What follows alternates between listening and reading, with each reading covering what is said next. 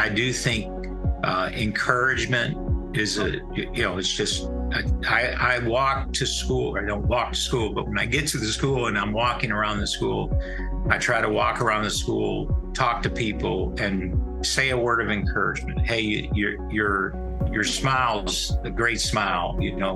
I saw you at the ball game last night. You did a good job. We saw you in chapel. You were singing.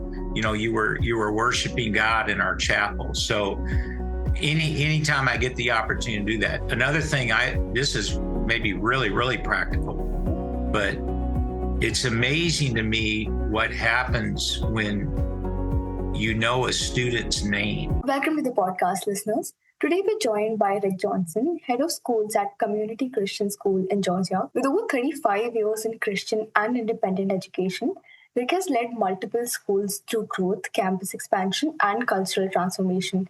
He's known for blending data, relationships, and faith to build a high-risk school communities where students and staff can thrive equally.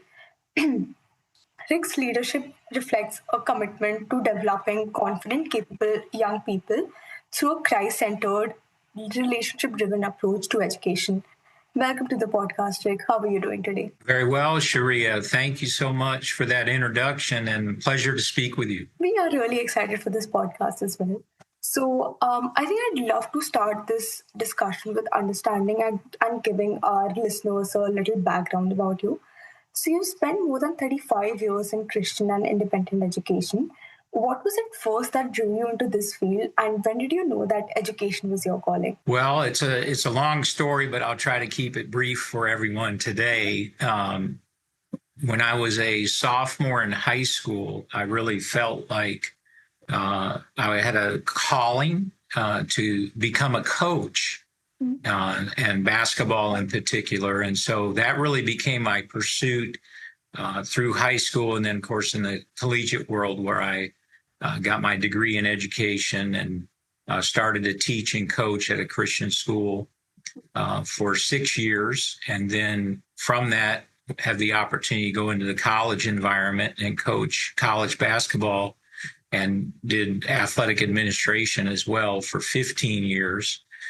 And then came to a point in my life where my kids were growing up and I was not spending a lot of time with them, but felt a need to want to continue in education. So I sought for, some opportunities with ed leadership in the K through 12 environment, and started in that world that I've been in now for 25 years almost. But just the whole idea of coaching and teaching was all the way back to that age. I was inspired by coaches and teachers, and that their influence certainly played a part in me wanting to do the same thing that they were doing, to have the impact, that I saw that they had on my life as well. Yeah, so I think when one has mentors like that, it is also like a very, motivating factor to pick on that particular profession. So yeah, that's pretty awesome. On to my next question. Community Christian School is entering an exciting new chapter under your leadership. So what was it that drew you to CCS at this moment, and what visions are you building towards with your team? Well, I spent last year in a consulting role and really enjoyed it. I was contacted by community, and I really thought I was coming to help them possibly look for a new leadership. They were interested in new leadership, and I thought I would go and maybe then help organize and guide them through a process. But after I met with them the first time, they invited me to come back, and they said, we'd really like you to consider this position. And so we went through that journey, and it gave me a chance to learn about the school. And through that process, we decided to accept the leadership position here. It's a really unique situation because there's 3 schools, really. We have an early ed area, then an elementary, and then our middle and high school. And we have 3 different principals that oversee each school. So they're really responsible for that day-to-day operation of those schools. That's almost 700 students involved in the whole school. in total. So it keeps everybody pretty busy. But what I've tried to share with them here in the early months that I've been here, obviously a lot of this is from my experience of leading other schools, that to have our mission as the core part of what we do. And our mission statement is a little bit lengthy, but it really goes to preparing leaders for tomorrow. Our whole goal is to keep moving them through our educational system, and then certainly when they graduate, to be leaders, in their community and in their families, in the responsibilities they have. So really emphasizing our mission, and I've had a lot of people here in just the short time I've been here. They said they've really appreciated the communication that I've had about what we do. It is for tomorrow, but it's also for eternal significance. And as we try to introduce students and families to Christianity, that's a big part of what we believe in and what we practice. And we have to always keep that front and center. It's easy to become a little bit distracted from that. And we try to keep that front and center in all we do. Everything that we do, I say it every day, I feel like that what we do really has to matter for eternity. And working together is another theme of mine, that I really believe that if we work together, we can have success. And so those are the things, kind of big pillars, if you will, big columns that'll help us to have a good foundation. And then from there, we hope to continue to move the school forward. We recently received niche.com, which is a rating system that I'm sure many of your listeners are aware of. They rank schools and communities, and community was recognized as the #1 rated school in Henry County. And there's a significant presence of schools, large Christian schools as well as public schools in the area. And that was the first time ever achievement for our school. So we were really excited about that. And when you're #1, the difficult thing is to make sure you remain #1. So that's our goal. We want to continue to have that high standard. That's another principle that we try to have regularly, just a high standard of expectation that everybody can achieve. We give them that opportunity. But that's kind of where we are right now, and I'm excited about the next 6 months that we kind of roll some of these things out as well. Yeah, that's pretty exciting. And first of all, congratulations on getting that achievement, because being #1, I'm sure it's pretty exciting, and also that also comes with a sense of responsibility of, as you said, like just being on the #1. And yeah, I think from the pillars, Absolutely, the pillars that you were talking about, right? Just creating an everlasting impact, like just creating leaders for tomorrow. That is beautifully put. yes. I think, yeah, it will just help children to become more, just responsible. And leadership is not just one quality that you just need to lead, particularly, but also in life, that's a quality that's very essential. So yeah, that's pretty awesome. So moving on to my next question. You've led multiple schools through expansion, culture change, and mission deepening. How do you define a high trust leadership in a Christian school context? It's a good question. And I always say, Sharia, that we're really in an art form, how we do things. It's not, it can work different ways for different people. And I think in leadership, you really have to find, within your personality, what works for you. What is it that your personality, comfortable in your own skin is a phrase that I've used for a lot of people. They see somebody and they want to emulate that person, but it's not necessarily in their personality to do that. So what I've tried to do in understanding my personality, the first thing that I think about is relationship. And, building connections with people, whether it be faculty and staff, administrative people, students, try to be personable, approachable, I hear all the time from people. I keep my door open for the most part at my office, and I welcome them to come in and talk. And then, and of course, as I walk about our school and see what's taking place, just connecting with people.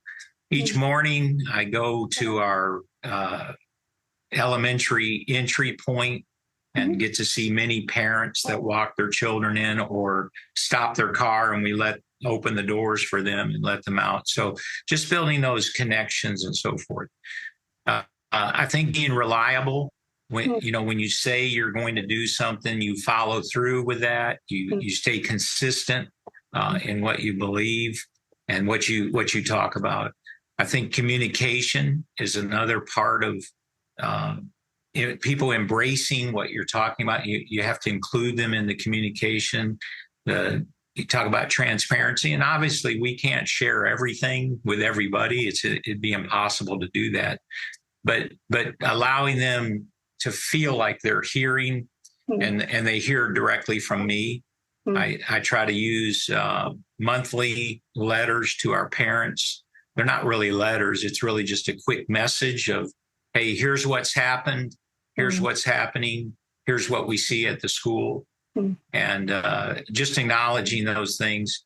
And then again, we could talk about just this all day, but we don't have the time. But supporting, showing up. I go to as many functions as I can. We're a busy school, obviously, with all of the teams and events that we have, but going to see people and watching students, meeting parents at these events.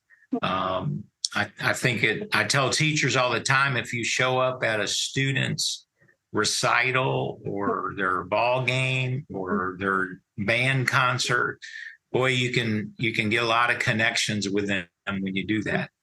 That old phrase, you've probably heard it, that people don't really care how much you know until you show them how much you care.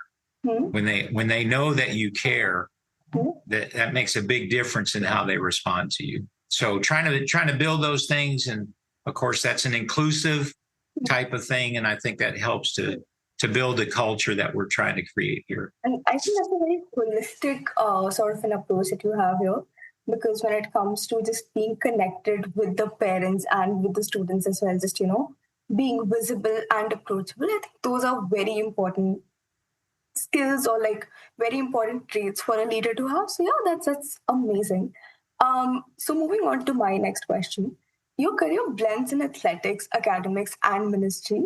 How have those early experiences shaped the leader that you are today? Well, I tell people all the time, I'm a context person. So the historical value, anything that I can learn about the history of someone or the history of a school, really, I think helps me to understand that. And so I would assume then that every place that I've worked, every place that I've been growing up, the experiences that I had there, my college experiences, and then all of my work experiences, both in the college setting as well as in the K through 12 academic setting, I think they've all helped to shape me as to who I am today. And of course, you learn things as you go, and I don't think I do a lot of things differently than what I did. It's just maybe the style's a little bit different, or I tweak things. It's kind of like a teacher, they go through and teach a class and they learn, certain ways to say things in the class. The next time you just improve a little bit each year. And I think that's what's happened to me. Just as you go through those processes, you learn and you remember, from the processes, both the positive and the negative, that they've really helped me, I think, to shape me into the leader that I am today. And of course, I would think next year I would learn a little bit from my experience here. And so it should help me to be a little better leader the next year. Yeah, I think that's a very beautiful stance, learning from the negative experiences as well, because trust me, it takes a lot of courage to own up and like just learn from that experience, even when it's like negative in nature. And of course, like, positive learnings are always there. So yeah, that's pretty awesome. I want to move on to the Thank next you. segment that you're welcome. So I want to move on to the next segment that is the topic at hand that we have today, that is data, relationships, and faith. So you often talk about relationship driven excellence. How do you balance being a data informed leader while keeping people and ministry at the center? You've asked some very good questions. Very, very thoughtful. Caused me to think a lot too. I do believe that in the relationship piece, you just always have to remember the human being has to understand that they're cared for, they're loved, they're appreciated. And I think again, this is a growth thing that has happened for me. When I was in the coaching world, I think about this a lot. In the coaching world, I think my players understood that I loved them and I cared for them, but I probably sometimes didn't express that to them the way that I think I should have. And if I had the opportunity to do that over, I would probably, from the experiences that I've learned, I would probably try to share that a little bit more with them. So if as I move forward, trying to, in these years of administration and leading, dozens, scores of people, we have 160 employees here at our school now. And so, it's hard to form personal connections with each one, but in talking with them, when I get the opportunity, both in a group setting, but certainly in the one-on-one or the small group settings that we do, that I want them to know I care about them, and I want them to know that I appreciate what they do, and I want them to know I want them to spend time with their families. I want them to know that they have that they have someone who understands that. And I think that produces a happier, a more content employee. That when you ask them to do some things that you need to do, they're a little bit more willing to do that because they know it's coming from a heart of caring and concern for them. Yeah, and I maybe just one other piece of that would be just being practical. That I've, of course, lived a little bit more life than most of them have, been involved in the situations a little bit more, and just trying to be practical. And I have somebody just gave me a note last week, and the note was, "Thank you for how much you listen." Yeah. And so that tells me that they're understanding. That I want to hear from them. They touch it way more than I do, in their specific areas. And oftentimes I can affirm what they're doing or just make, slight suggestions that will help them to grow into the person that they need to be as well. Yeah, and I think that's very heartwarming, and just thank you so much for sharing that with us, because I think it's always better to have a leader who cares, like genuinely cares, rather than a leader who's just like giving directions, just not very present. So yeah, I think that really makes a lot of difference for the employer. So that's very awesome. Okay, so moving on to my next question. In Christian schools, trust is earned daily, right? So what are the practical things you do to build a high trust environment with staff, students, and parents? I think you've already answered some bit of it in terms of like just being more present. But yeah, what are some practical things that you do? Well, like you said, I kind of touched on that in some of my other answers, but I do think encouragement is it's just, I walk to school, or I don't walk to school, but when I get to the school and I'm walking around the school, I try to walk around the school, talk to people, and say a word of encouragement. Hey, your smile's a great smile. I saw you at the ball game last night. You did a good job. You need we saw you in chapel. You were singing. You were worshiping God in our chapel. So anytime I get the opportunity to do that. Another thing, this is maybe really, really practical, but it's amazing to me what happens when you know a student's name. Yeah. And I've been told for years, and I'm not as good at this as I used to be, I think, because I've learned a lot of names, but I really try to work on knowing people's names. And so when I'm able to greet them in the morning, good morning, Joe, good morning, Sandra, whatever their name is. And it's, I see eyes go up and they're like, he knows my name, and that's a very practical, way to do it. Lifting up, I try to be in the encouragement realm. I really try to do it now mostly through just phrases and words. Short, simple. Like we had a program, a Veterans Day program a couple of weeks ago for Veterans Day. And it was a great program, tremendous. We had a veteran speak. We had a veteran do like an interview of his experience in Vietnam, actually. And so we were short on time when the program was done. And I just said, I want you to remember one word. The word is sacrifice. That we all are experiencing what we experience because of sacrifice.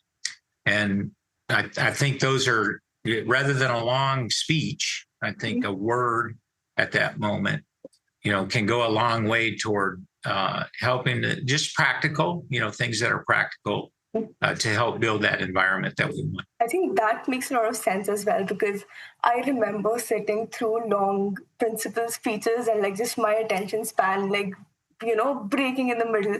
But if I had someone just like, tell me the essence in like a short phrase or even a word that you did here, I think I would carry it for a very long time. So yeah, that is a very practical trick. And I think a lot of our listeners would also, could also use it in their schools as well. So yeah, that's pretty awesome.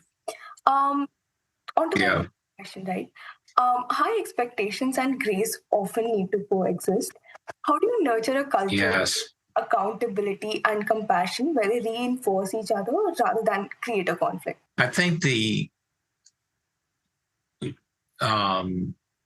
expectations along with grace have to be an everyday situation. I do think people, we're humans, so we tend to run and we're up and then we're down, and we're up and we're down, and I try to be pretty even in my approach every day. And so smiling, encouraging, but also always with, are we meeting our standard? Are we doing what we're supposed to be doing? Are we, and when we're not, that there's somebody there. I tell people a lot of times I have to be the accountability person. I have to, when it's not right, we got to face reality. And so we talk about, hey, we need to raise our standard here. There's a book that came out this is a long time ago, and it was entitled The 1 Minute Manager. And that's another practice that I have where I don't have time to be everywhere for long. If I go to a place and I spend 45 minutes, well, I'm not going to get to many places. So I do a lot of what's called 1 minute managing. And so when I'm touching base with our faculty and staff and with our students and with our principals, a lot of it is 1 minute managing. How's this? Is this working? What did you see? What's the, what are the things that are out there? And it gives me quick insight. And of course, I make that a daily or multiple times a week at least.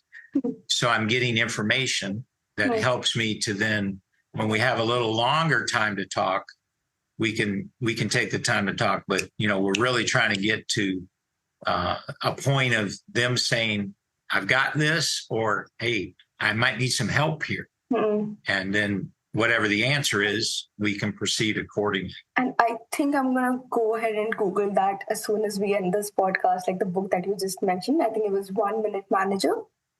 I think that was the name. Yeah. So I think That's 1 Minute Manager. Yeah. I think I'm going to quickly go ahead and Google that because that seems like a very interesting concept that I think I could also use in my personal life. So yeah, that is pretty great. I want to move on to a very trending topic nowadays, that is AI in education. So there's a lot of buzz around, AI entering education. I'd love to know your take, first of all, Yeah. before I proceed with any of my further questions.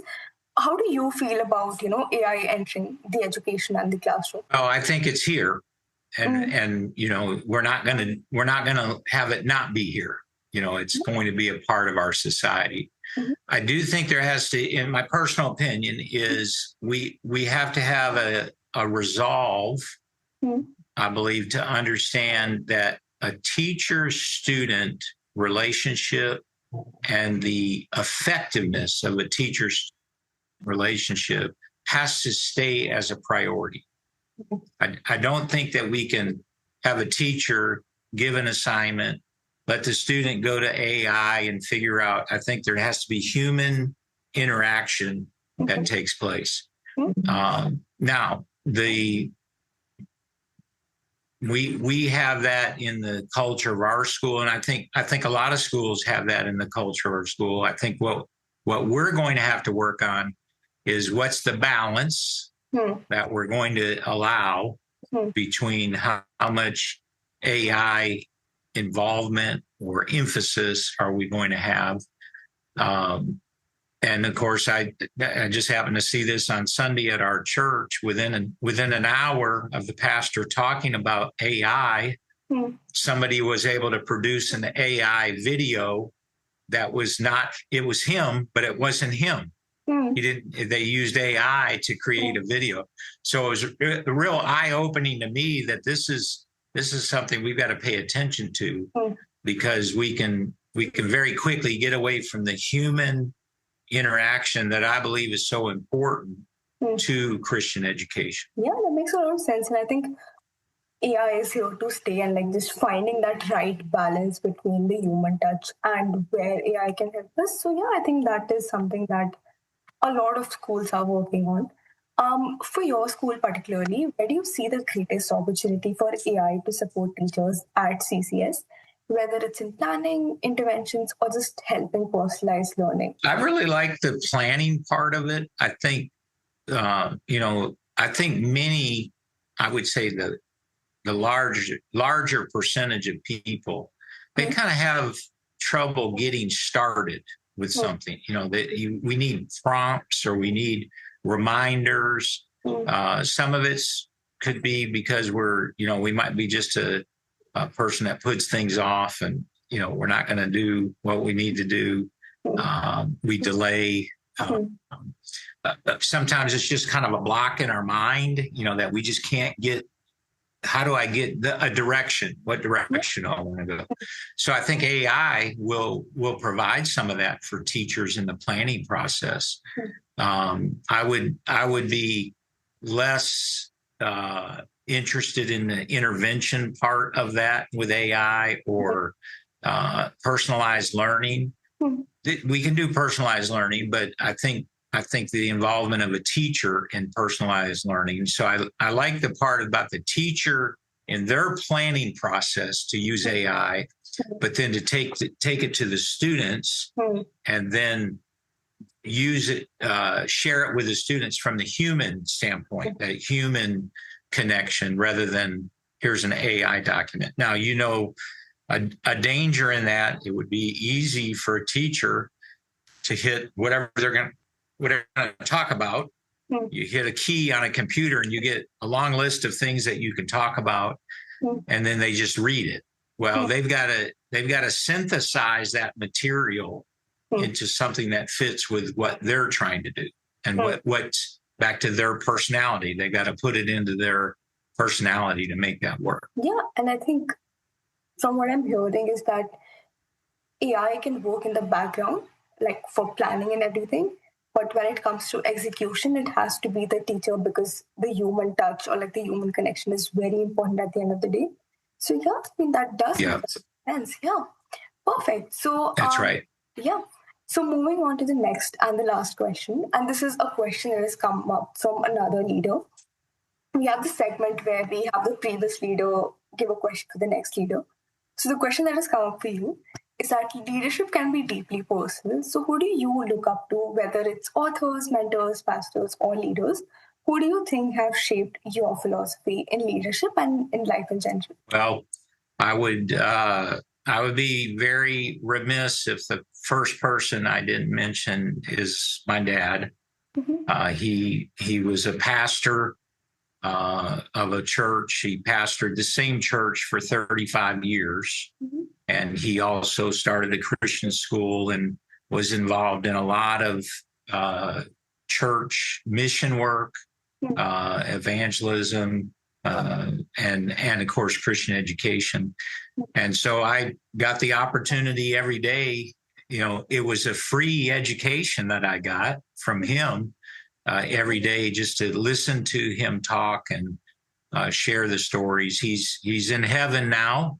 He passed away about 11 years ago, but very thankful for my dad. Ed Johnson was his name, and just a tremendous leader, I thought, of both in the church environment and in our home environment.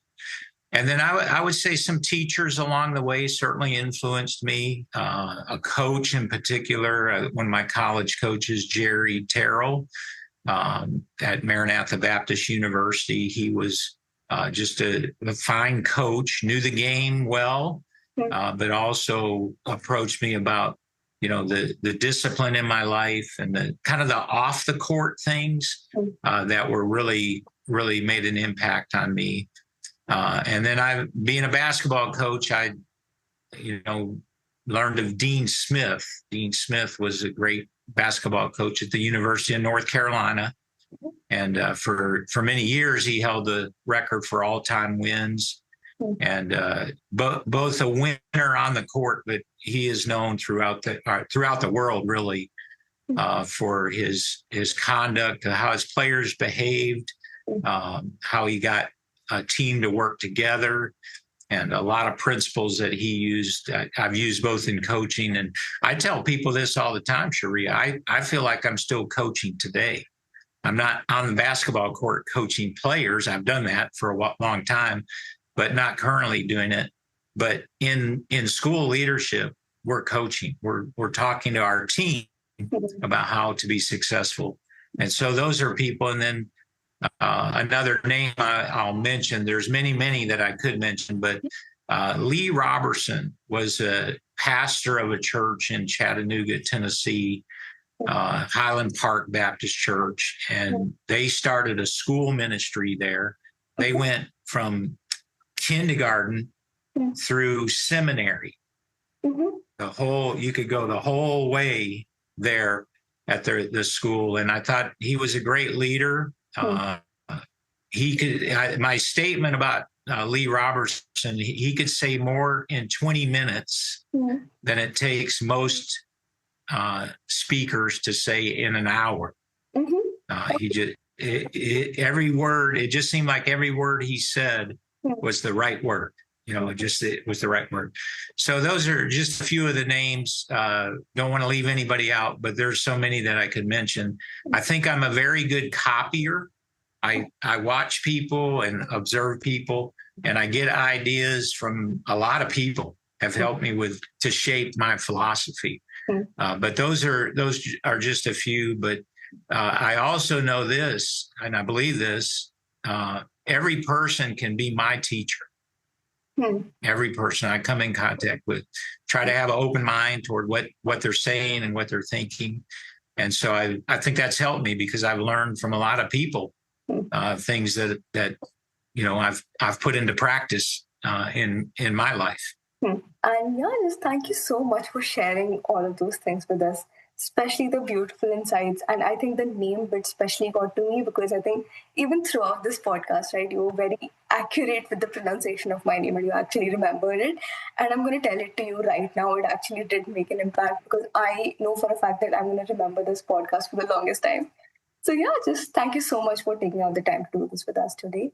And yeah, we hope to stay in touch with you. Thank you so much, Sheree. I enjoyed it, and I wish you the very best too. Thank you. Thank you so much.